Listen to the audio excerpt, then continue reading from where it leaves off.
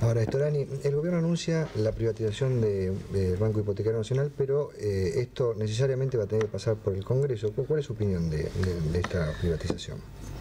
Yo voy a recurrir al viejo refrán, ¿no? De el que se quema con leche ve una vaca y llora. Este es el caso, porque yo lo escucho a Rojo y digo, bueno, todo maravilloso, incluso la parte donde dice nos asemejamos cada vez más a los países desarrollados. Pero yo confronto otra realidad, confronto la realidad que de las privatizaciones hubo un producido aproximado entre 25.000 millones de dólares, según reconoce el propio gobierno, y gran parte de eso se hizo por vía de la capitalización de la deuda externa, es decir, entrega de patrimonio nacional contra papeles. Sin embargo, hoy tenemos una deuda externa que ronda los 96.000 millones de dólares, vencimientos para el año que viene de 14.000, y ya no tenemos las empresas.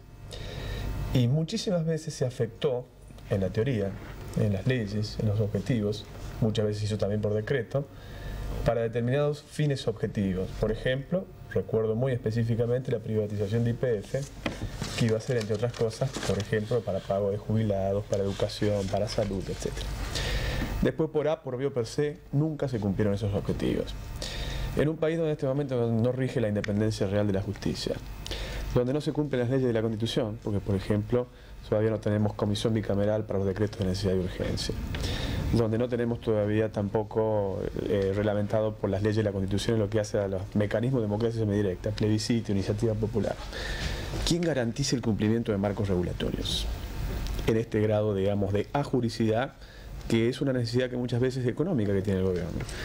No hace falta que yo les comente a ustedes, porque es público que el presidente de la Nación ha dicho: si yo no consigo sacar tal cosa por ley, la saco por decreto. Incluso ha publicado un artículo recientemente en un matutino grande donde trata de justificar ese probable gobierno por decreto de necesidad y urgencia.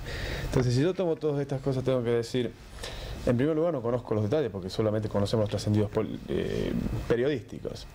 Entre otros, esto que usted insinuaba en la pregunta: se hace en un año electoral, no sabemos si los fondos se van a ser destinados a esos o no, no sabemos si se hace para tapar agujeros de déficit fiscal, porque también Cavallo nos estuvo mintiendo durante mucho tiempo, nos dijo que el déficit no superaba los 2.000 millones de dólares y el déficit terminó siendo de 6.600, lo que reconoce Roque Fernández cuando se hace cargo, es decir, le dice mentiroso a Cavallo. Y además de eso, el propio Alzogaray, que ha sido un aliado permanente de este gobierno, dice en el último debate parlamentario que en realidad, de acuerdo a sus cálculos, el déficit llega a 8.000 millones de pesos.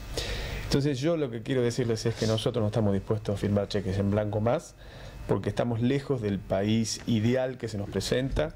Tenemos un nivel de desocupación enorme, venimos de 18 meses de recesión económica que fue récord histórico en el país. Ahora hay cierta reactivación y se plantea como que ya se han solucionado los problemas.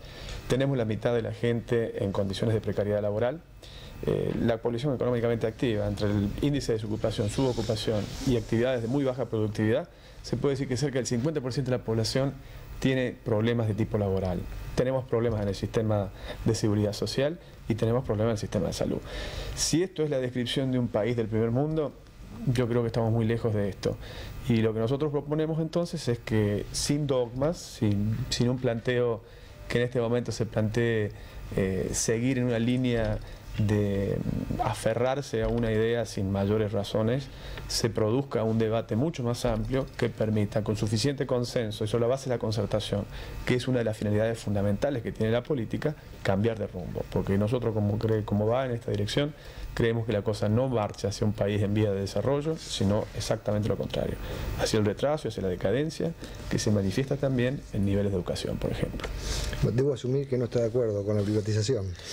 Digamos que si mañana se trata sobre tablas, el radicalismo dice no. No, pero además yo no puedo hablar específicamente del proyecto, como dije antes, porque sería un irresponsable, porque no conozco el proyecto. Pero conceptualmente estoy en contra, porque no creo que se vaya a preservar la finalidad social, como decía Rojo recién, cuando se ha violentado 20 veces estos objetivos. Di varios ejemplos concretos y precisos de estos años. Me parece que el diputado mezcla distintos elementos. Algunos con, estas son elementos con el muy afán objetivos. de abonar su tesis sobre el hipotecario y otros sobre tesis más generales. En lo particular, el proyecto va a estar perfectamente determinado el fin social de estos fondos. Tanto es así que la idea que está plasmada en el borrador que va a discutirse muy prontamente con los diputados del Partido Justicialista y después será girado al Congreso, perdón, prevé la constitución de un fondo fiduciario, y justamente se elige la figura fiduciaria porque es aquella que desde el punto de vista jurídico asegura totalmente que los fondos que están en ese amparo no van a poder ser utilizados sino a los fines que la fiducia establece, que son justamente el desarrollo de infraestructura social y productiva. Es cierto, esta privatización es una privatización distinta, novedosa con respecto a las que se hicieron en el pasado, porque es la primera privatización cuyo producido va pura y exclusivamente a saldar la deuda social.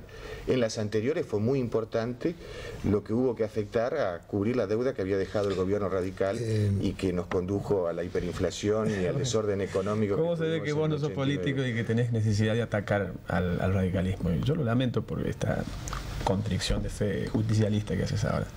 Pero francamente es hasta un poco de cierto caradurismo político decir, porque la deuda ahora, a pesar de haber vendido 25.000 millones de dólares, es decir, entregado todo el patrimonio, no solo las joyas, las prendas íntimas de la abuela, como dicen en la calle, todavía tenemos más deuda externa que antes y vencimientos por 14.000 años. No es así, Freddy. Es una verdadera vergüenza. Si querés discutir sobre la deuda externa, es una yo cosa, tomo el desafío. hasta desde el Partido Justicialista se plantea hoy reprogramar los pagos de la deuda. No es de ninguna manera. ¿Cómo? El gobierno tenés que mirar los proyectos de ley que están en el Congreso. El gobierno lo que hizo fue, desde el año 89 a esta parte, documentar una enorme cantidad de deuda que estaba oculta en el desorden administrativo y financiero que tuvo la anterior administración. Deuda con proveedores, deuda por supuesto con jubilados expresada en múltiples juicios, deuda externa que no estaba convenientemente incorporada a las cuentas. Este gobierno documentó esa deuda, la instrumentó a través de bonos a partir de leyes que sancionó el Congreso, como la ley de consolidación de deudas. La deuda es muy inferior en este momento a lo que era antes. Lo que pasa es que hasta fines de la década del 80 esa deuda estaba totalmente oculta y en el fondo, en el marco de un enorme desorden administrativo y financiero que tuvo la Argentina durante esas épocas, que todos nosotros recordamos que así era, ni siquiera se sabía cuál era la deuda externa. Hoy los argentinos sabemos cuál es el volumen de deuda externa, qué vencimientos tiene, quiénes son los acreedores. Y por otra parte tenemos un endeudamiento que, comparado con aquel que existe en países europeos o en los propios Estados Unidos, es muy bajo.